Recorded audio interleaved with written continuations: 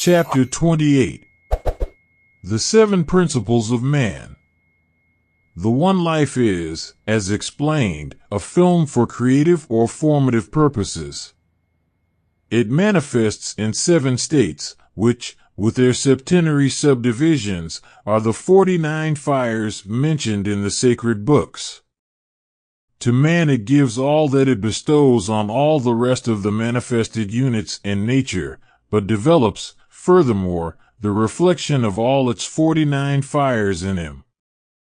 Each of his 7 principles is an heir in full to, and a partaker of, the 7 principles of the Great Mother, The Secret Doctrine, Blavatsky, Volume 1, 310. The 7 principles of which man is composed, from the densest and most material to the highest and most spiritual, are as follows. The first principle: the physical body. While the physical body is the lowest expression of the real or divine self, it is one of the most important. Although at the opposite pole from spirit, it nevertheless has within it the centers in and through which each of the higher principles must focus to manifest on earth. The body, therefore, should not be looked upon as a hampering garment to be despised and escaped from as soon as possible, for it is an instrument which is absolutely necessary for the manifestation of the higher self, and without which it cannot accomplish its mission in the physical world. The viewpoint of Christian mysticism is therefore just the opposite to much teaching that passes for true Oriental philosophy. Because the animal body is passionate, seductive, self-willed, hard to train and control until it has been purified, spiritualized, and made the willing servant of the real man, many Eastern students seek to weaken it, maim it, or even kill out its natural forces, that they may ultimately escape from the bondage of the flesh and from rebirth. But the Christian mystic seeks to perfect it in every part and have every function in its highest state of activity, that it may be a perfect instrument, well knowing that rebirth must continue until he has built up a perfected and spiritualized organism through which perfectly to express the Christ force for the redemption of himself, his fellow men, and the lower kingdoms. The physical body is made in the image of the spiritual body of the real man. It is therefore an organism in which all the creative energies of the sevenfold Elohim are synthesized and through which they must manifest. Hence the soul must again and again build the physical body, until ultimately it builds one which can perfectly express the divine man. It may be compared to a switchboard containing terminals for the ramifications of a mighty electrical system, some of its currents connecting it with the higher principles and all parts of the universe, even the distant planets, all of which affect and manifest through the physical body. The astral body is the shadow or pattern sent into the mother's womb, into the meshes of which the physical materials composing the flesh and bone of the future man are built. Its focal points in the physical body are the spleen and liver. It is the seat of sensation, and its avenue of operation is through the nerves. The spleen is the seat of the higher and more refined sensations, the liver of the coarser and more material. The astral body is a material body, so material that under certain conditions of condensation it can be photographed with an ordinary camera, but the matter of which it is composed is more tenuous, etherea, and of a higher rate of vibration than physical matter. It is so plastic that it is capable of being acted upon from within by the real self, from the mental world through thought, from the passional world of the animal soul through the emotions, and from the physical world through the nerves. It is also easily affected by the vibrations from the beings and forces in all the realms of the astral world. This is also the body which exudes from a medium during a materialization seance, its plastic condition allowing it to take on the appearance of the entity desiring to manifest, or even the thoughts of the sitters.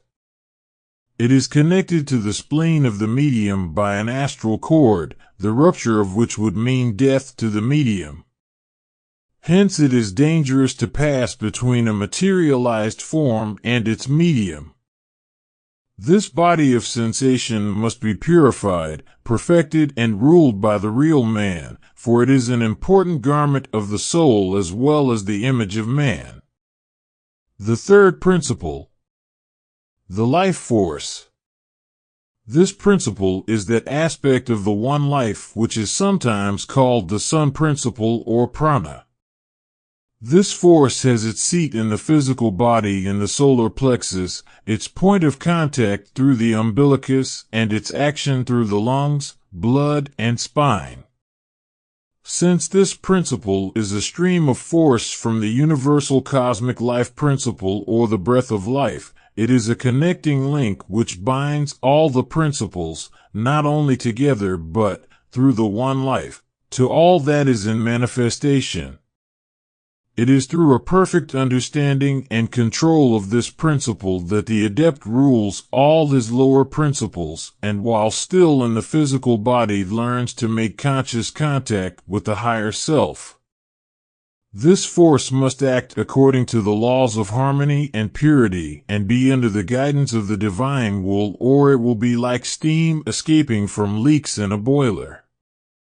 First, it fails to give its power to the engine, which consequently slows down, grows weak, devitalized, and ultimately stops. Second, it acts as a destroyer, just as escaping steam fills the engine room, rusts the engine, and becomes a menace to the engineer.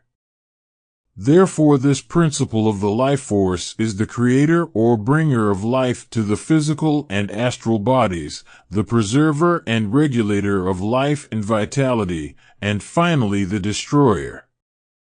During the lower stages of development, as in the animal and undeveloped man, this force is guided by the subconscious mind according to the law of harmony. But in the higher stages where mind is more active, its normal currents and actions are interfered with by man's impure thoughts, habits, and desires, also by anything that defiles the breath. Hence we have physical inharmony, sickness, and disease as manifestations or stages in the process of disintegration. The fourth principle, the desire body or animal soul. This principle, together with the physical and astral bodies and the life force, completes the fourfold foundation stone laid by the higher self in the physical world. For only as the divine rage sent down into matter can find a foundation composed of the elements belonging to the worlds in which it seeks expression, can it manifest there and garner the experiences of those worlds. Therefore its earthly instrument of manifestation is built up just as is a house. First, the plan or pattern is conceived and the framework erected, the outer structure is built around it, the life force warms it, and then the animal soul, like a janitor, takes charge. Then it is ready for occupancy by the owner, the real self. The animal soul includes the animal desires, passions, sensations, and the subconscious mind, together with the desires, passions, and emotions brought to it from the astral and mental worlds.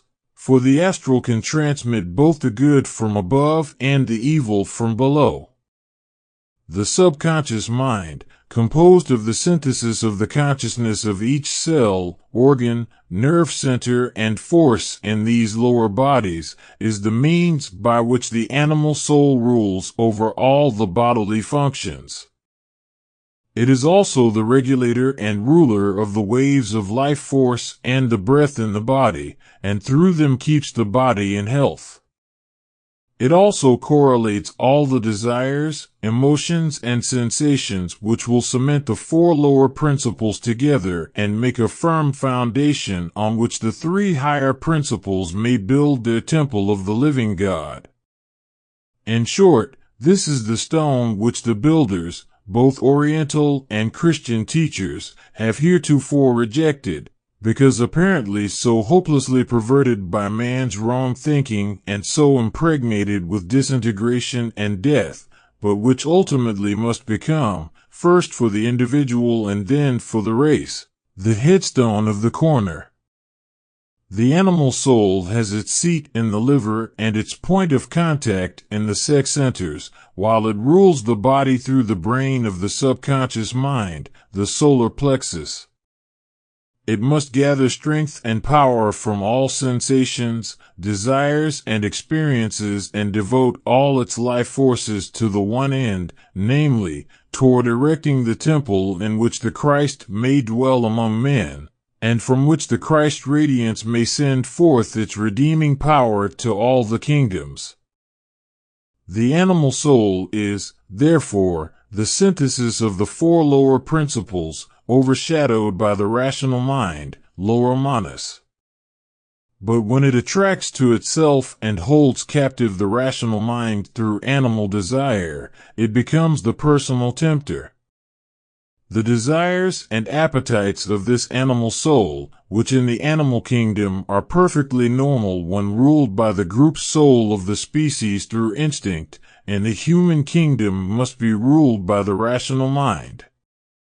But under the liberty allowed by human free will, they tend to run wild and follow their own inclinations.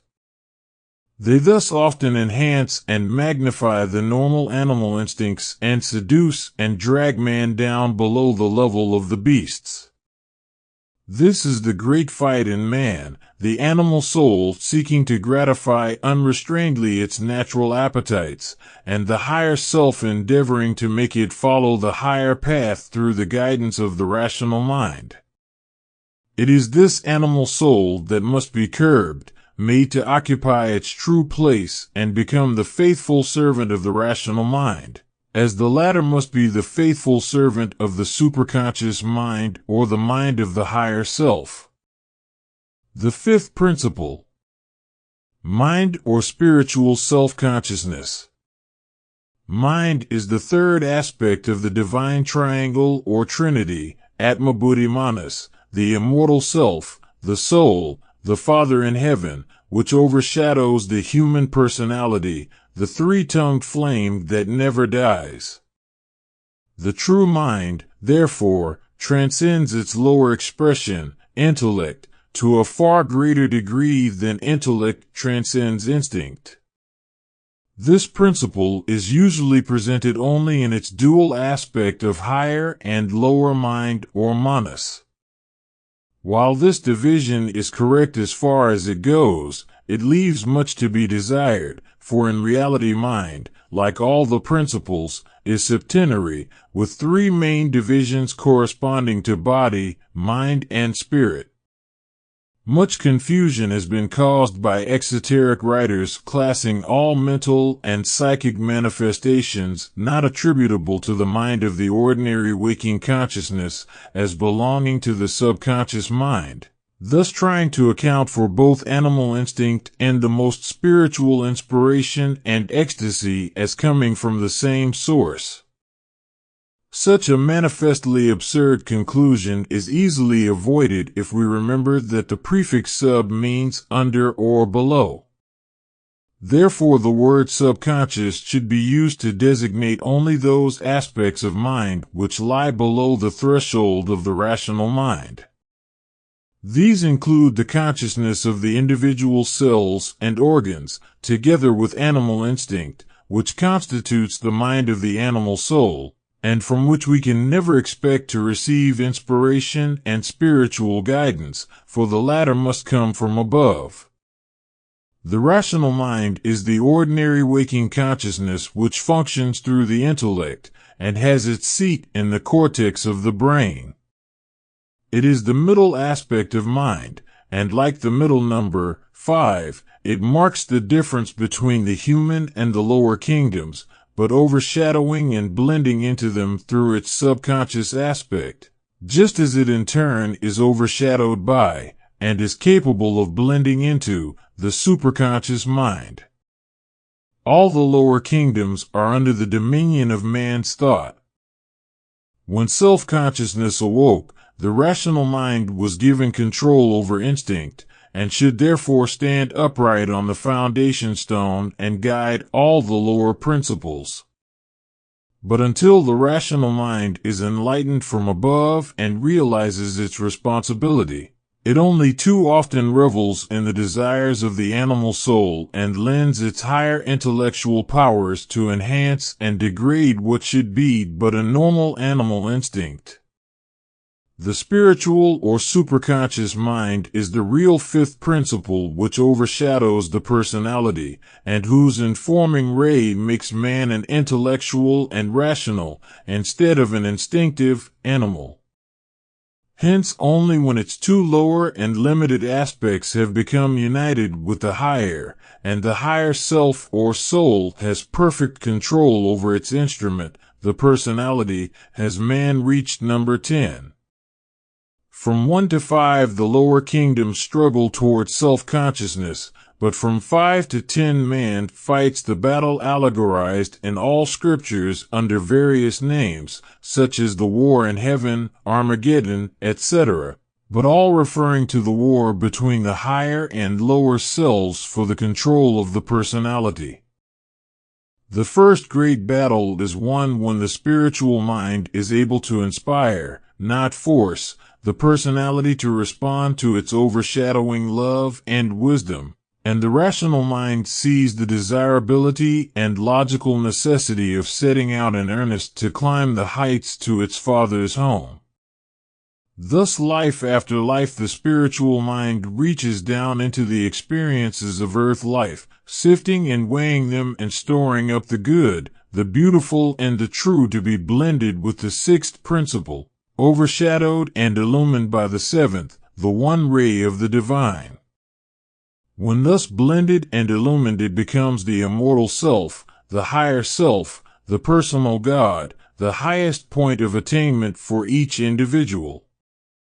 When thus blended with the sixth and seventh principles, the mind is also the reincarnating ego with a form, which prevails during the whole life cycle of the fourth round, while its sozi, or resemblance, the personal ego, has to win its immortality, 3 for the 4 lower principles, since they pertain to the physical world, are mortal and perishable until redeemed. The higher self, being purely spiritual, can have no direct consciousness in the physical world. Hence, to enable it to complete its manifestation in all worlds and to become a redeemer, it must send down a ray of itself into the human animal body, that through this expression in matter it may complete its destiny. This ray is called the antiskarana, the bridge which joins the lower to the higher, the earthly to the divine. It is also called the bridge across the great abyss over which the pilgrim must cross to the eternal shore. For it is over this ray from the spiritual mind that the rational mind of man must send every aspiration of the heart, together with the ultimate lesson of good out of every condition experienced by it or the animal soul.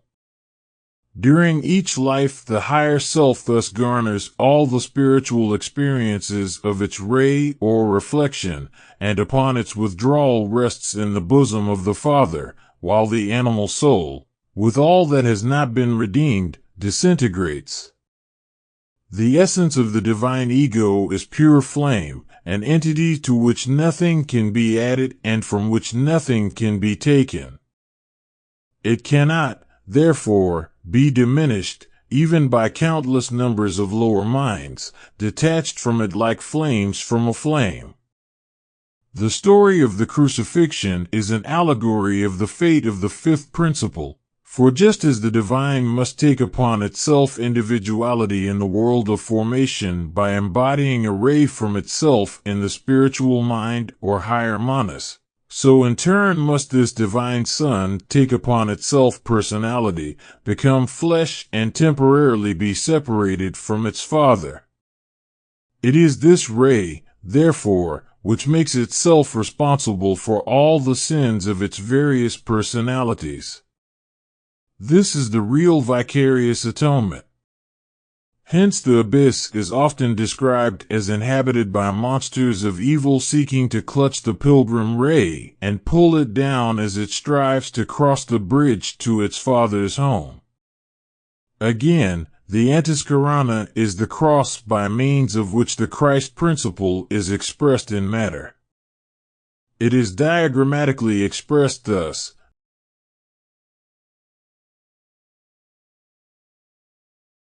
This truth, although for ages holding a most important place in mysticism, was suppressed by the early church as bearing too close a resemblance to the story of Jesus, which is but an allegory expressing this same truth.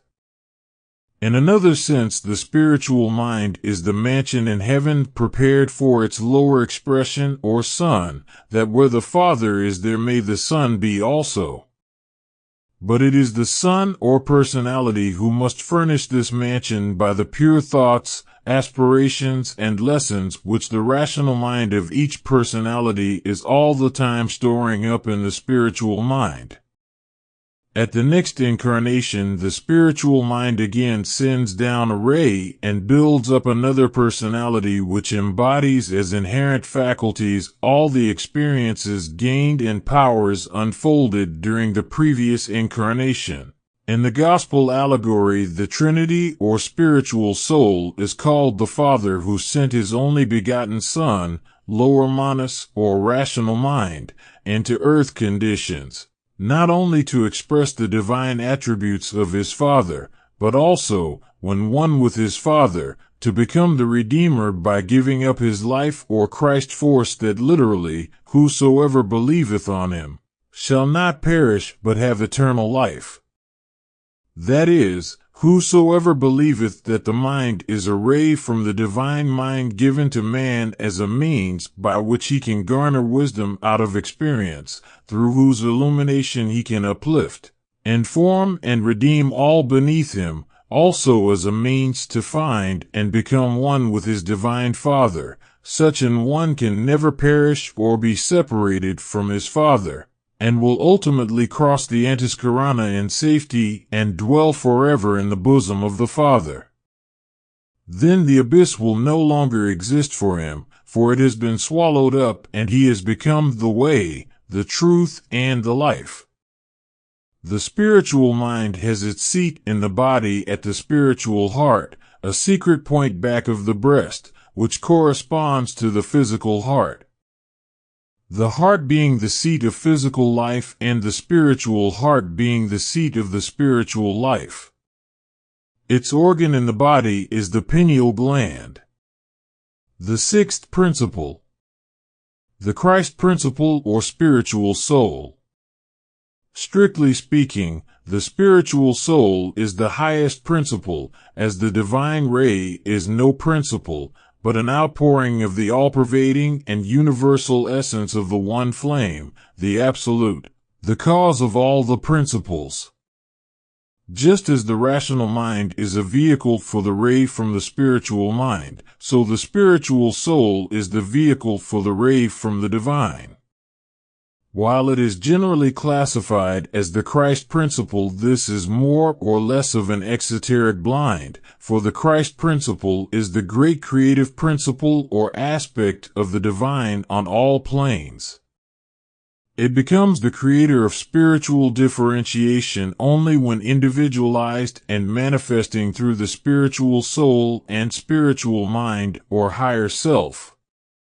It manifests in the divine world as creative ideation, in the mental world as the creative power of thought, and in the physical world as the power of fertilization or sex. The spiritual soul can have no manifestation or consciousness in the lower worlds except through the spiritual mind and its various rays. When the spiritual soul and the spiritual mind are blended and illumined by the divine ray, they become the divine trinity, the higher self, or reincarnating ego. The spiritual soul stands to each of its expressions or personalities in the same relation that the universal soul stands to each individualized spiritual soul. It is not human but divine and therefore immortal, a pillar of light, an incarnation of one of the seven flames. It cannot complete its expression in the lower worlds and become a redeemer, however, until it clothes itself with and manifests through a human body. Its seat is not in the physical body, but in the astral body. It contacts the physical body directly only when the psychic center in the middle of the forehead, the radium center, realization, is awakened. The seventh principle. The divine or Atma.